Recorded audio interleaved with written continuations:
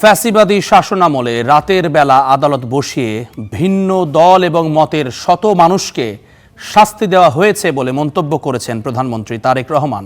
সোমবার সকাল ৬টায় রাজধানীর গুলশানের বাসভবন থেকে সড়ক পথে বগুড়ার উদ্দেশ্যে রওনা দেন তিনি।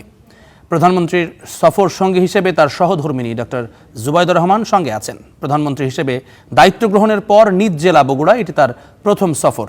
এদিকে একদিনের সফরে সিটি কর্পোরেশনের ভিত্তিপ্রস্তর স্থাপন, বিচার ব্যবস্থার আধুনিকায়নে ই-বেইল বন্ডের উদ্বোধন ও খাল খনন উদ্বোধন করবেন তারেক রহমান। এছাড়া ফ্যামিলি কার্ড প্রদান, শহীদ জিয়াউর রহমানের গ্রাম হাসপাতাল পরিদর্শন করবেন প্রধানমন্ত্রী।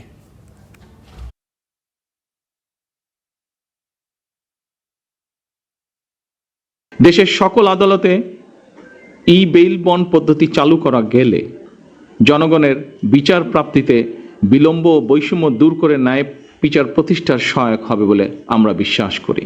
ফ্যাসিবাদী শাসনামলে আমরা দেখেছি আইনের দোহাই দিয়েই এমনকি রাতের বেলা আদালত বসিয়ে ভিন্ন দল এবং মতের শত শত মানুষকে শাস্তি দেওয়া হয়েছে। সেগুলো অবশ্যই ন্যায় বিচার ছিল না, বরং আইনি বিচারে আইনের অবিচার চালানো হয়েছিল।